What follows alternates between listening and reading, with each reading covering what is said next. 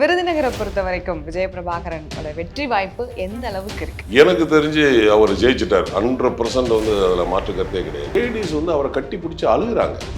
திருமதி ராதிகா சரத்குமார் சித்தி அவங்க வந்து அந்த நாடார்ஸ் ஓட்டு விழுகிறதுனால டெபாசிட் வாங்குவாங்க. ஜெயிக்கிறது கஷ்டம். பிரச்சாரம் போன இடத்துல வந்துட்டு சண்முக பாண்டியன் மேலேயும் உங்க மேலேயும் வந்துட்டு ஒரு என்ன நடந்துச்சு? நாங்க ஒண்ணுமே பண்ணலாங்க. அங்க போய் இது பண்ணிக்கிறோம், வழியை மட்டும் விடுங்கன்னா அவர் வழியே விட மாட்டேங்க.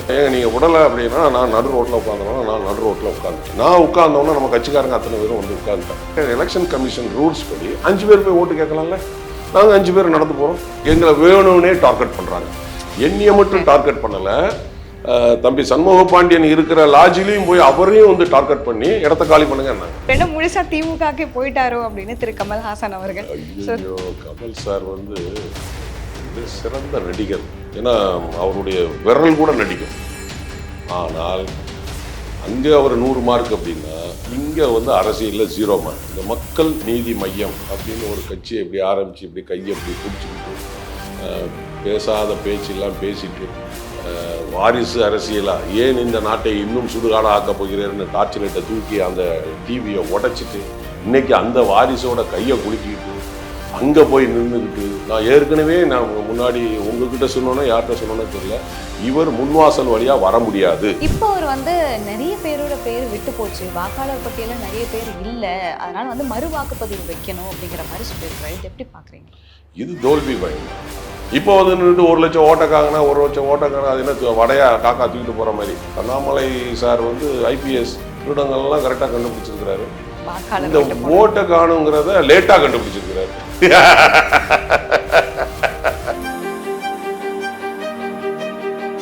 வணக்கம் ராஜேந்திரன் சார். வணக்கம் நிவேதா மேடம், எப்படி இருக்கிறீங்க? நல்லா இருக்கேன், நீங்க எப்படி இருக்கீங்க? சூப்பரா இருக்கிறேன். தமிழ்நாடு டைம்ஸ் நேயர்களுக்கு அன்பான வணக்கம். சொல்லுங்க சார். விருதுநகரை பொறுத்த வரைக்கும் விஜயபிரபாகரனோட வெற்றி வாய்ப்பு எந்த அளவுக்கு இருக்கு? எனக்கு தெரிஞ்சு அவர் ஜெயிச்சிட்டார் 100% வந்து அதுல மாற்று கருத்தே கிடையாது. பட் வாக்கு வித்தியாசம் என்னங்கிறது தான் இப்போ வந்து நம்ம யோசிக்கணும். 1 லட்சமா 1.5 லட்சமா 2 லட்சமா அப்படிங்கிறது தான். ஏன்னா கிராமத்துலலாம் வந்து இன்னும் அந்த கேப்டனோட தாக்கம் இருக்கு. ஏன்னா இப்போது நான் வந்து அவருடைய கேப்டனுடைய சின்ன பையன் நடிகர் சண்முக பாண்டியன் அவர் கூட தான் நான் போனேன். ஸோ எல்லாரும் வந்து அவர் என்னென்னா பிரச்சாரம் எல்லாருமே வந்து என்ன பண்ணுவாங்கன்னா பிரச்சாரம் வண்டியிலேருந்து தான் வந்து பிரச்சாரம் பண்ணுவாங்க. அவர் இறங்கி கீழே வந்து மக்களோட மக்களாக உள்ளே போயிட்டார். உள்ளே போய் லேடிஸு ஜென்ஸ் எல்லாம் முதல்ல லேடிஸ் வந்து அவரை கட்டி பிடிச்சி அழுகுறாங்க. ஸோ வந்து அந்த தாக்கம் இன்னும் குறையலை. நிச்சயமாக வந்து 70-80% வந்து ஒரு 50% வந்து நிச்சயமாக இவருக்கு தான் அந்த வாக்கு விழும். அதில் வந்து மாற்றுக்கருத்தே கிடையாது.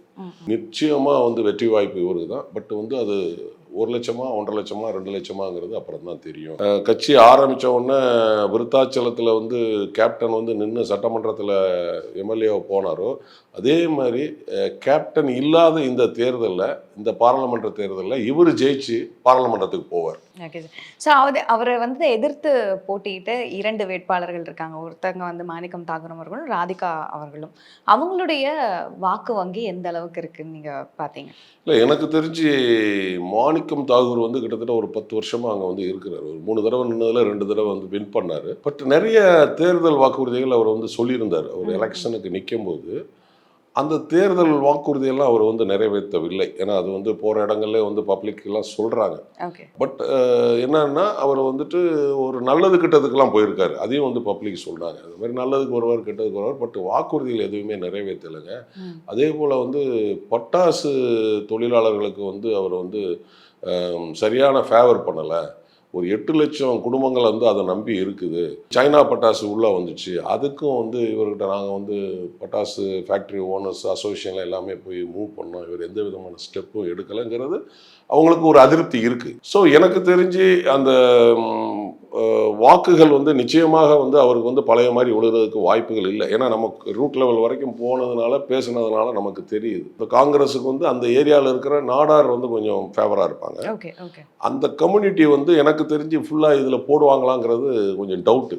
ஏன்னு கேட்டிங்கன்னா இப்போ திரு சரத் வந்து அந்த கம்யூனிட்டியை சார்ந்தவர். ஸோ அவங்களா வந்து ஒரு கூட்டம் போட்டு என்ன இருந்தாலும் வந்து சரத்குமார் நம்ம கம்யூனிட்டி அதனால் ஓட்டு போடணுங்கிறதுனால அவங்க எல்லாரும் என்ன பண்ணிட்டாங்கன்னா திமுக காங்கிரஸுக்கு விழுகிற அந்த நாடார்ஸ் ஓட்டு வந்து என்ன ஆகுது அப்படின்னு கேட்டிங்கன்னா இவருக்கு வந்து வருது, கன்வெர்ட் ஆகுது.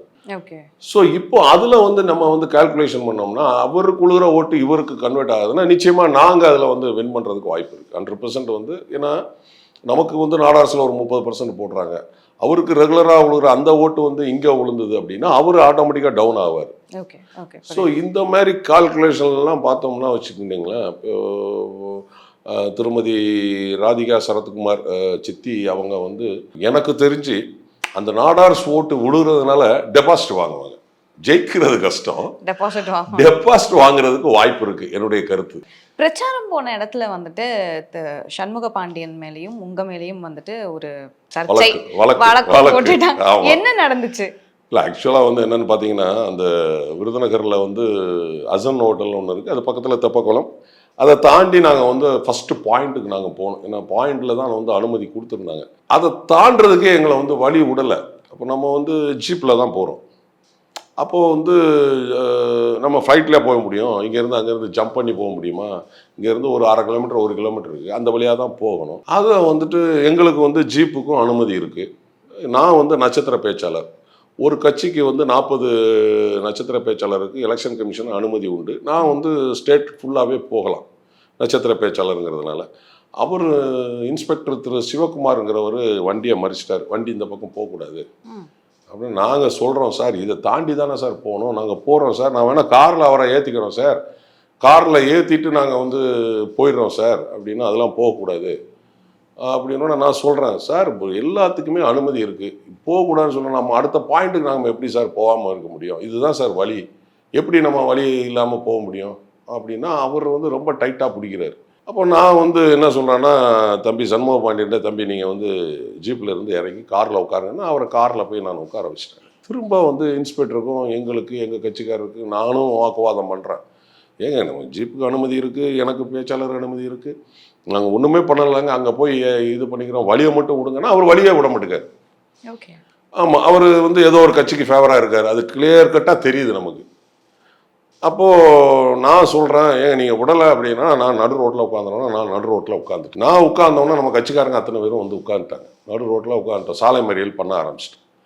அப்புறமா தம்பி அவரும் காரில் இருந்து இறங்கி வந்துட்டார். இறங்கி வந்து இன்ஸ்பெக்டர்கிட்ட சொல்கிறார், ஏங்க வண்டி போகக்கூடாது, ஓகே, நாங்கள் போய் ஓட்டு கேட்கலாம்ல, 5 பேர் போகிறோம், எலெக்ஷன் கமிஷன் ரூல்ஸ் படி 5 பேர் போய் ஓட்டு கேட்கலாம்ல, நாங்கள் 5 பேர் நடந்து போகிறோம், எப்படி நீங்கள் கேஸ் போடுறீங்க அப்படின்னா இவர் என்ன பண்ணார், நடந்து போனார். பட் 5 பேர் போகல, நிறையா பேர் போனோம். இவர் இன்ஸ்பெக்டர் வந்து கடுப்பாய் என்ன பண்ணிட்டாருன்னா, அங்கே இருக்கிற அந்த வருவாய் வட்டாட்சி அலுவலர், ஏதோ ஒன்று வட்டாட்சி வருவாய் அலுவலர் தேவாசிரதம்னு ஒருத்தரை பிடிச்சி, அவர் எலெக்ஷன் ஆஃபீஸர் போல இருக்கு, அவர் அந்த இடத்துலையே இல்லை, அவரை வச்சு ஒரு கேஸை ஃபைல் பண்ணி 188 143 341 செக்ஷன் நம்பர், எஃப்ஐஆர் நம்பர் வந்து கிரைம் நம்பர் வந்து 35/24. பாலமுருகனுங்கிறவர் அதை வந்துட்டு ஸ்டேஷனில் இருக்கிறவர் வந்து அதை கம்ப்ளைண்ட்டை வந்து ரிஜிஸ்டர் பண்ணியிருக்கிறாரு. அந்த வட்டாட்சி வருவாய் அலுவலர் வந்து கம்ப்ளைண்ட்டை கொடுத்துருக்கிறாரு, இந்த மாதிரி வந்து அனுமதி இல்லாமல் அவங்க வந்து போனாங்க, அதனால நாங்கள் வந்து இது பண்ணோம், அவங்க வந்து அனுமதி இல்லாமல் திரும்ப ஊர்வலம் போனாங்கன்னு சொல்லி கேஸ் ஃபைல் பண்ணியிருக்காங்க. நம்ம அது சட்டப்படி என்ன உண்டோ அதை நம்ம பார்த்துக்க வேண்டியது. 17ஆம் தேதி காலையிலேருந்து ஈவினிங் 6 மணி வரைக்கும் தான் பிரச்சாரம். அவருடைய பிரச்சாரங்களை வந்து சிபிசிஐடி அவங்கெல்லாம் எஸ்பிசிஐடி எல்லாமே பார்க்குறாங்க, எல்லாருமே வந்து எங்களை ஃபாலோ பண்ணுறாங்க. இது எப்படி எனக்கு தெரியும் அப்படின்னா, நான் அதுக்கு நான் விளக்கம் சொல்கிறேன். ஏன்னா நாங்கள் வந்து அன்றைக்கி 17ஆம் தேதி நைட்டு வந்து அங்கேருந்து எல்லாருமே கிளம்பணும், அதுதான் சட்டம் ரூல்ஸு. 17 வந்துட்டு ஈவினிங் 6 மணிக்கு மேலே அங்கே வந்து பிரச்சாரம் முடிஞ்சோடனே வெளியூர்காரங்க அந்த இடத்துல இருக்கக்கூடாது, இது ரூல்ஸ், எலெக்ஷன் கமிஷன் ரூல்ஸ். நாங்கள் அங்கே ரூமுக்கு போகும்போது 10 மணி 11 மணி இருக்கும், போலீஸு எஸ்ஏ எல்லாருமே வந்துட்டாங்க. அப்போது ஒருத்தர் என்கிட்ட சொல்கிறாரு, சார் நான் உங்களை வந்து 5-6 நாளாகவே வாட்ச் பண்ணுறோம், உங்களையும் அவர் கேப்டனுடைய சின்ன பையனுமே நாங்கள் வாட்ச் பண்ணிட்டு தான் இருக்கிறோம். அப்போ அவங்க வாட்ச் பண்ணிட்டு இருக்கிறாங்கன்னா அப்போ அவங்க வந்து தெரியுது, இவர் உள்ளே வர்றாரு, ரூட் லெவல் வரைக்கும் ரீச் ஆகுறாரு, இவர் ஏதாவது டிஸ்டர்ப் பண்ணணும் அப்படிங்கிறது கூட அவங்க பிளான் பண்ணியிருந்துருக்கலாம். இப்போ நாங்கள் வந்து பிளான் பண்ணலை, இது எதாச்சியாக நடந்தது. அப்போ அவங்க வந்து அதை பிளான் பண்ணியிருக்கலாம், நாங்கள் திங்க் பண்ணுறோம். இல்ல அதுதான் கேக்குறேன். உங்களை எதிர்த்து தான் அவங்க பிளான் பண்ணிருக்காங்க இருக்கலாம் இந்த மாதிரியான இருக்கலாம். ஏன்னா எல்லா இடத்துலயுமே பிரச்சாரம் நடந்துட்டு தான் ஆமா. இருக்கு. ஒரு இடத்துக்கு போய் வந்து பிரச்சாரம் பண்ணிட்டு தான் பண்ணிட்டு தான் இருக்காங்க. இருக்கிறாங்க. இது வந்து சம்பந்தமே இல்லாம இது பண்றாங்கன்னா அவங்க வந்து அதை டிஸ்டர்ப் பண்ணணும். இதை டிஸ்டர்ப் பண்ணி இவங்க பேரை கெட்ட பேர் ஆயிடுச்சுன்னா ஓட்டு வந்து கொஞ்சம் போடுறவங்க கம்மி பண்ணுவாங்கன்னு கூட எந்த நினைக்கிறேன். கட்சியில இருந்து அது பண்ணாங்கன்னு நினைக்கிறீங்க? ஏங்க இப்போ வந்து அந்த போலீஸ் இருக்குன்னா அது நிச்சயமா வந்து ஆளுங்கட்சியா கூட இருக்கலாம். மேபி அது நமக்கு வந்து கான்ஃபிடென்ட்டா தெரியாது. பட் மேபி இருக்கலாம். இல்லைன்னா அந்த ஆஃபீஸர் வந்து அதுக்கு ஃபேவரான ஆளா கூட இருக்கலாம். எங்களை வேணும்னே டார்கெட் பண்றாங்க. என்னைய மட்டும் டார்கெட் பண்ணல, தம்பி சண்முக பாண்டியன் இருக்கிற லாட்ஜிலையும் போய் அவரையும் வந்து டார்கெட் பண்ணி இடத்த காலி பண்ணுங்க. ஒரு பெரிய கட்சியோட தலைவர் அவர் வந்து இப்ப திமுகவோட பெரிய நட்சத்திர பேச்சாளரா மாறிட்டாரோ அப்படின்னு நிறைய பேர் வந்து ஃபீல் பண்றாங்க. அவரோட கட்சி எங்க போச்சு, அவர் என்ன முழுசா திமுகக்கே போயிட்டாரோ அப்படின்னு திரு கமல்ஹாசன் அவர்கள். ஐயோ, கமல் சார் வந்து மிக சிறந்த நடிகர். அவர் வந்து உண்மையிலே சினிமாவில் வந்து நம்ம தமிழ்நாட்டில் தமிழ் நடிகராக இருக்கிறது நமக்கெல்லாம் வந்து பெரிய ஒரு கொடுப்பினை. அது வந்து மாற்றுக்கிறதே கிடையாது. 24 கிராஃப்ட்ஸை வந்து ஃபிங்கர் டிப்ஸில் வச்சுருக்கிறார். மேக்கப்புனாலும் அவர் தான் போடுவார். இப்போ இண்டிவிஜுவலாக மேக்கப் போடுவார். அந்த திறமை இருக்குது. கேமரா இப்போ லேட்டஸ்ட் கேமரா வரைக்கும் ஆப்ரேட் பண்ணுறதுக்கு டேலண்ட் இருக்குது. கிராஃபிக்ஸில் அவருக்கு டேலண்ட் இருக்குது. ஆன்லைன் எடிட்டிங்கில் டேலண்ட் இருக்குது. எல்லாத்துமே 24 கலைகள் இருக்குது சினிமாவில். அத்தனை கலையிலுமே அவர் கத்துப்படி. அதெல்லாம் வந்து சந்தேகமே கிடையாது. ஏன்னா அவருடைய விரல் கூட நடிக்கும். ஆனால் அங்கே அவர் 100 மார்க் அப்படின்னா இங்கே வந்து அரசியலில் 0 மார்க் தான்.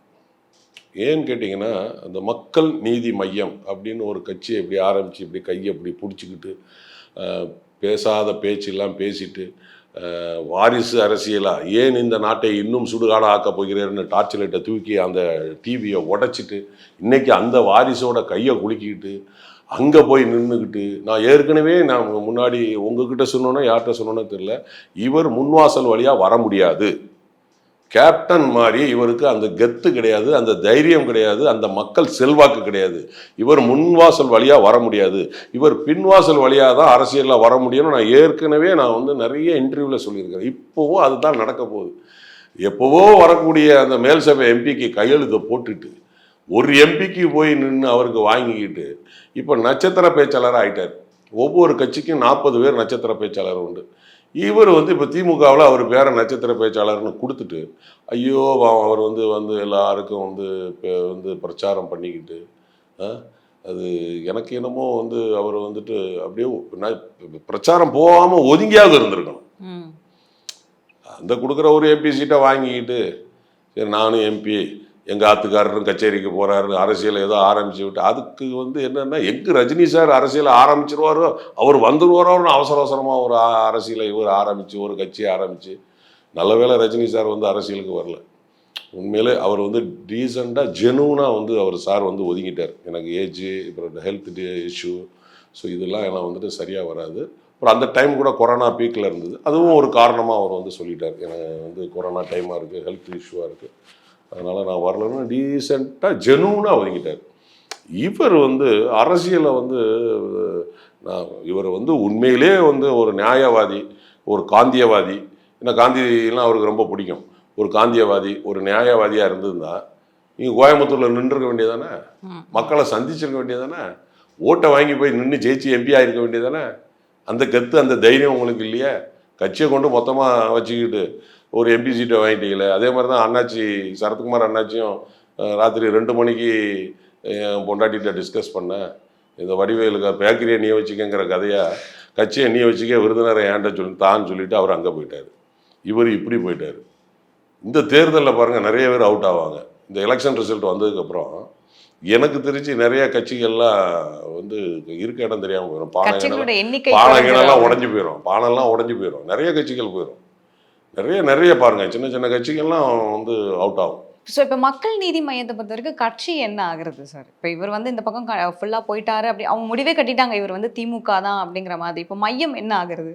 இல்லை ஒரு கட்சியிலிருந்து அவரை வந்து மேல் சபை இதாக அனுப்புகிறாங்க. பட் கட்சி இருக்கும், அவங்கள வச்சுட்டு இவர் குளிர்காவார். இப்போ வந்து சரத் சார் வந்து சமத்துவ மக்கள் கட்சின்னு ஒன்று வச்சுக்கிட்டு கட்சிக்காரனெல்லாம் இப்போ ரோட்டில் விட்டுட்டு இப்போ போயிட்டார்ல, அதே மாதிரி இவர் இந்த கட்சிக்காரங்களை வச்சுட்டு கொஞ்சம் நாளைக்கு ஓட்டுவார். அந்த கட்சிக்காரங்களையும் இவரை நம்பி பின்னாடி போவாங்க. ஒரு நேரம் வந்து தெரிஞ்ச உடனே கட்சிக்காரங்க எல்லாம் வெளியில வருவாங்க.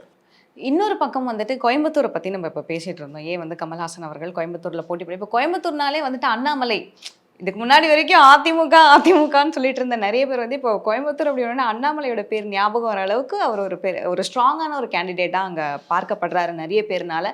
இப்போ அவர் வந்து நிறைய பேரோட பேர் விட்டு போச்சு, வாக்காளர் பட்டியல நிறைய பேர் இல்ல, அதனால வந்து மறு வாக்குப்பதிவு வைக்கணும் அப்படிங்கிற மாதிரி சொல்லியிருக்கிறாரு. இது எப்படி பாக்குறீங்க? இது தோல்வி பயம்தான். ஏன்னு கேட்டிங்கன்னா, எங்கள் ஊரில் ஒரு பழமொழி சொல்லுவாங்க, ஆடத் தெரியாதவளுக்கு தெரு கோணல்னு சொல்லுவா அப்படின்னு. எனக்கு தெரிஞ்சு திரு அண்ணாமலையை தோக்கடிக்கிறதுக்கு திமுகவும் அதிமுகவும் அவங்க கூட்டணி வச்சுருப்பாங்கன்னு எனக்கு தோணுது, கோயம்புத்தூரை பொறுத்த வரைக்கும். தெளிவா ஆமாம்மா, அதில் அண்டர் கிரவுண்டில் ஏதாவது நடந்திருக்கும். இவர் திரு ஸ்டாலின் அவர்கள் வந்து எடப்பாடியாரா சொன்னார்ல, இவங்க வந்து சைலண்டாக இருக்கிறாங்க, இது மறைமுக கூட்டணி அப்படிலாம் சொல்கிறாங்கல்ல. அதே மாதிரி எனக்கு தெரிஞ்சு அண்ணாமலை சாரை தோக்கடிக்கிறதுக்கு இங்கே கூட வந்து இவங்க 2 பேரும் கூட்டணி வச்சுருந்துருக்கலாம். பட் எனக்கு அவர் வந்து அப்படி ஒரு பேட்டியை கொடுத்துருக்கக்கூடாது. அவர் எனக்கு தெரியும் ஏர்போர்ட்லேயோ எங்கேயோ ஏர்போர்ட்டில் கிளம்பும் போதோ இறங்கும் போது தான் அந்த பேட்டியை கொடுத்தாரு. நான் கூட பார்த்தேன்.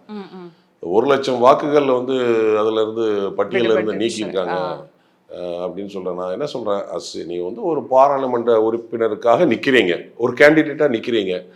நீங்கள் கேண்டிடேட்டாக நிற்கும் போது உங்களுக்கு இந்த விஷயம் தெரிஞ்சிருக்கணுமே. கண்டிப்பா. நீங்கள் வந்து அப்போது நீங்கள் ஐபிஎஸ் ஆஃபீஸர்னு சொல்கிறீங்க, ஒரு மாநில தலைவர்னு சொல்கிறீங்க, ஒரு தேசிய கட்சிக்கு ஒரு மாநில தலைவர் நீங்கள். அப்போ நீங்கள் இதை வந்து பிஃபோராகவே வந்து இதை நோட் பண்ண மாட்டீங்களா, வாட்ச் பண்ண மாட்டீங்களா? உங்கள் பவர் எல்லாமே அங்கே இருக்குது. எலெக்ஷன் கமிஷன் வந்து சென்ட்ரல் கவர்மெண்ட்டு தான் எல்லாமே இருக்குது. அப்போ இன்னைக்கு வந்து நீங்கள் வந்து குறை சொல்லிட்டு இருக்கிறீங்க, இதை நீ அன்னைக்கே எல்லாம் சொல்லியிருக்கணும். அப்போ என்ன காரணம்? ஒரு பயம் வந்துச்சுன்னா அவருக்கு அர்த்தம், ஒரு தோல்வி பயம் வந்துச்சுன்னா அர்த்தம். அது 1,00,000 வாக்கு இங்கேயும் அதே மாதிரி இங்கே நிற்கிற ஒரு பிஜேபி கேண்டிடேட்டும் அதை தான் சொல்கிறாராம். தென் சென்னை கேண்டிடேட் ஐ திங்க் அவர் வினோஜ் கூட அதுதான் சொல்கிறாரு. எனக்கு 1,00,000 ஓட்டை காணும், 1,00,000 ஓட்டை நான் காக்காவை தூக்கிட்டு போயிட்டு வடையை தூக்குன மாதிரி. எப்போ அங்கங்கே ஒரு 50 ஓட்டு 100 ஓட்டு இல்லாமல் இருக்கலாம், ஒரு 50 ஓட்டு 100 ஓட்டு வந்து வேணால் வந்து இல்லாமல் இருக்கலாம். அப்போ நீங்கள் ஒரு பாராளுமன்ற தேர்தலில் ஒரு 2000 பூத் இருக்குன்னா ஒரு 100 ஓட்டு போட்டிங்கன்னா ஒரு 20,000 ஓட்டு ஒரு எவ்வளோ வரும்? ஒரு 50 ஓட்டு போடுங்க. ஏன்னா அவர் சொல்கிறாரு, புருஷனுக்கு இங்கே ஓட்டு இருக்குது, பொண்டாட்டிக்கு அங்கே ஓட்டு இருக்குது, மாற்றி போடுறாங்க. யார் வேலை? அது எலெக்ஷன் கமிஷன் வேலை தானே, அது சென்ட்ரல் கவர்மெண்ட் இதில் இருக்குது. நீங்கள் அப்போவே கரெக்டாக பண்ணியிருக்க வேண்டியது தானே. இப்போ நீங்கள் ஒரே நாளில் அங்கே இந்தியா தேர்தல் அதிகாரிகளை வந்து ஒரே நாளில் மாற்றுறீங்க சென்ட்ரல் கவர்மெண்ட்டு. அப்போ இதை நீங்கள் முதல்ல வந்து பிஃபோராகவே நீங்கள் அதை வாட்ச் பண்ணியிருக்கலாம்ல. இப்போ வந்து 1,00,000 ஓட்டக்காங்கன்னா 1,00,000 ஓட்டக்காரங்க அது என்ன வடையா காக்கா தூக்கிட்டு போகிற மாதிரி. இங்கே இவர் வந்து சென்னையில் எப்படி சொல்லியிருக்காரு, ஒவ்வொருத்தருக்குமே எனக்கு தெரிஞ்சு அது ஒரு தோல்வி பயத்தில் ஒரு சாக்கு போக்குக்காக அவங்க வந்து அந்த மாதிரி சொல்கிறாங்கன்னு நான் நினைக்கிறேன். ஏன்னா திரு அண்ணாமலையை பொறுத்த வரைக்கும் அது அவர் பேசியிருக்க கூடாது. அது ஏன்னா உங்களுக்கு டீட்டெயில்டாக கொடுக்குறான். இப்போ வந்து பார்த்தீங்கன்னா விருதுநகர் அப்படின்னு பார்த்தீங்கன்னா 15 லட்சத்து சொச்சம் வாக்காளர்கள் இருக்கிறாங்க. அதில் 7 லட்சத்து சொச்சம் வாக்காளர்கள் ஆண்கள், 7 லட்சத்து சொச்சம் ஆண்கள் பெண்கள்னு இருக்கிறாங்க. எல்லா டீட்டெயிலுமே கொடுக்குறான். ஸோ வந்து கோயம்புத்தூர்ல அந்த டீட்டெயில் இருக்கும்ல. கண்டிப்பா. அப்போ நீங்கள் அன்னைக்கே நீங்கள் அதை நோட்டீஸ் பண்ணியிருக்க வேண்டியது தானே. அதான் தெரில, அது அவங்க வந்து சாக்கு போக்கு சொல்கிறாரு. ஒரு அண்ணாமலை சார் வந்து ஐபிஎஸ் திருடங்கள்லாம் கரெக்டாக கண்டுபிடிச்சிருக்கிறாரு, இந்த ஓட்டை காணுங்கிறத லேட்டாக கண்டுபிடிச்சிருக்கிறாரு. நேர்காணலில் கலந்துக்கிட்டதுக்கு ரொம்ப நன்றி ராஜேந்திரன். நன்றி நிவேதா மேடம். தமிழ்நாடு டைம்ஸ் நேயர்களுக்கு நன்றி. நேற்று இன்று நாளை என்றுமே நான் உங்கள் நடிகர் மீசை ராஜேந்திரன். வணக்கம். மீண்டும் ஒரு நல்ல அக்கேஷனில் சந்திக்கிறேன். வணக்கம்.